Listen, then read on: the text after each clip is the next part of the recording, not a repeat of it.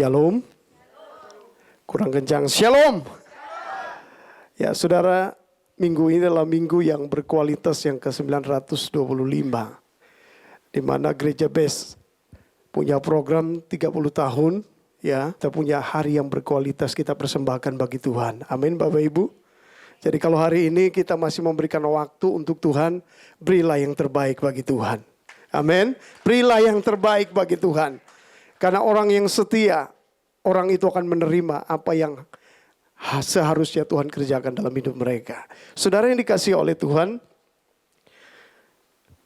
Mega Project hari Jumat kita itu bicara tentang setia, bersyukur, dan penundukan diri. Saya mau ambil tema dalam Mega Project ini tentang kesetiaan kepada Tuhan. Kita lihat dulu satu ayat firman Tuhan di dalam Yosua 22 ayat yang kelima. Tema besar kita tentang Roh Kudus dan kekudusan hidup. Kalau bicara kekudusan hidup, itu adalah panggilan untuk hidup dalam kesetiaan kepada setiap ajaran Tuhan. Oleh karena itu hari ini saya mau ajak untuk kita lihat firman Tuhan ini.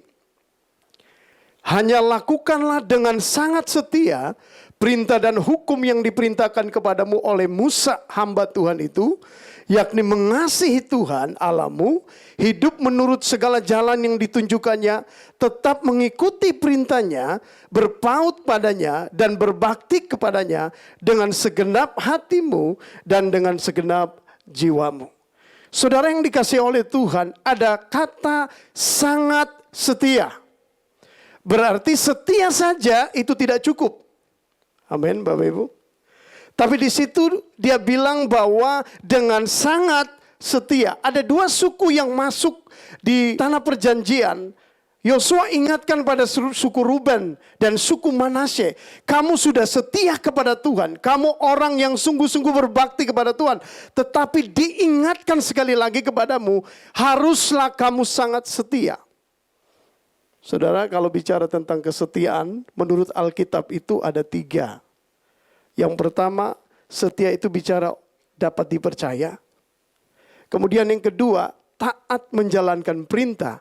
Dan kemudian yang ketiga, orangnya harus percaya dan sungguh beriman kepada Tuhan. Itu arti percaya menurut apa kata Alkitab. Ada satu kisah nyata di tahun 1924, ada seorang profesor dari Tokyo yang namanya Profesor Uebu. Dia mengambil seekor anjing, kemudian dia membesarkan anjing itu, mendidiknya menjadi anjing yang setia kepada tuannya. Jadi setiap kali dia mau mengajar di Universitas Tokyo, dia memakai kereta api. Dan stasiun yang dia pakai itu adalah stasiun Shibuya. Dan setiap kali dia mau naik kereta api, anjingnya itu disuruh tunggu di depan pintu, di halaman. Jadi ketika dia selesai mengajar, anjing itu menyambut dia dan bawa dia pulang bersama-sama. Satu ketika profesor ini mengalami kanker dan kemudian dia mati ketika dia lagi mengajar. Peradangan otak, kemudian dia mati seketika dan akhirnya dia dikatakan bahwa dia meninggal di rumah sakit. Tapi anjing ini gak tahu bahwa tuannya itu mati. Anjing itu gak tahu profesor yang Uebu itu yang menjadi tuannya itu mati. Dia tidak tahu. Dia tetap tunggu di situ. Jamnya sama, dia ada di situ. Tapi tuannya itu gak muncul-muncul. Dia tetap berdiri di situ. Kemudian besoknya lagi tuannya gak datang. Dia tetap ada di situ di depan pintu keluar.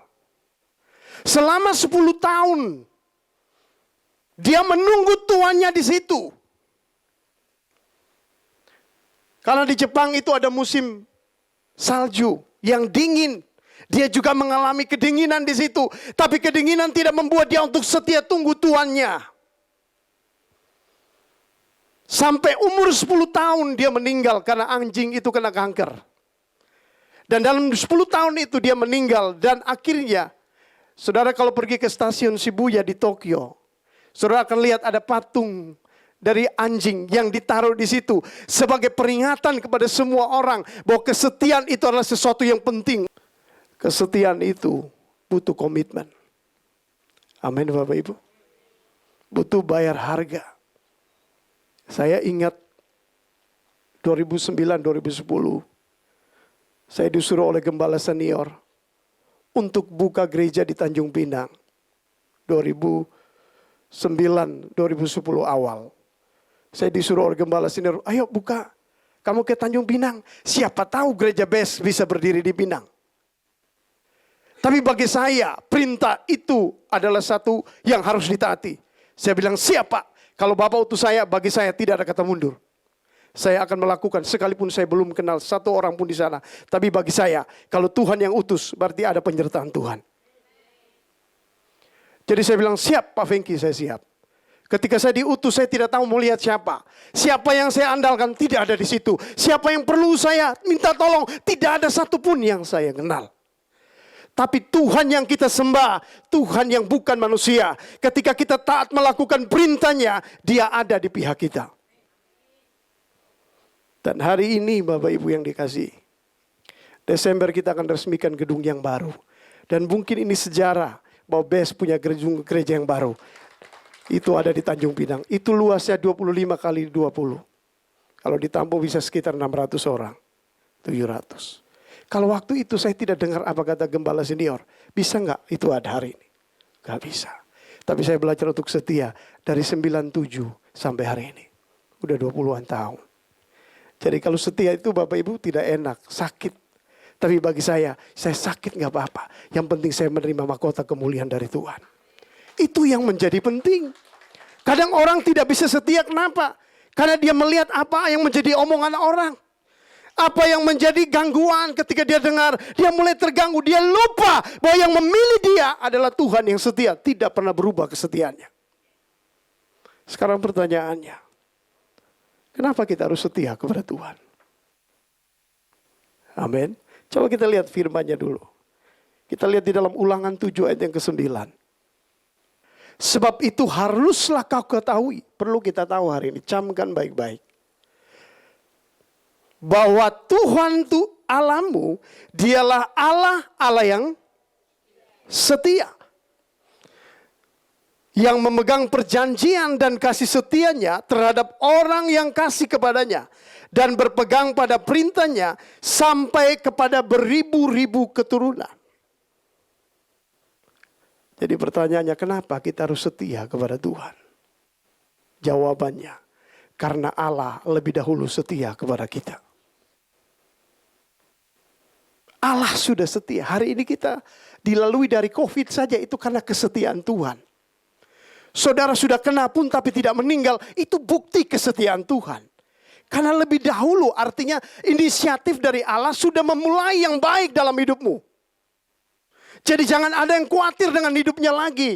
Karena kalau Allah yang memulai, tidak ada satupun yang bisa membatasi berkat dan pekerjaan Tuhan atas hidupmu. Manusia mungkin meragukan saudara, tapi Tuhan tetap konsen. Dia tetap perhatikan janjinya kepada saudara. Dan tidak pernah berubah sedikit pun. Kita berubah setia. Allah tidak pernah berubah setia. Suami bisa berubah setia nggak sama istri? Bisa Pak. Saya lihat di mall Pak, itu jalannya kayak gitar Spanyol Pak. Kayak begini. Saya bandingkan istri saya, waduh yang dulunya 36 jadi 63 pinggangnya. Udah berubah. Artinya manusia mengukur baik atau tidak baik, seleranya itu bermain. Apa yang dia lihat, itu menjadi kesimpulan dan dia berpikir, kemudian timbul satu buah pikiran. Kalau bagi saya, istri saya tetap cantik. Saya kulitnya agak hitam. Istri saya orang dari Chinese Jakarta. Jadi bagus lah. Jadi nggak gado-gado anaknya.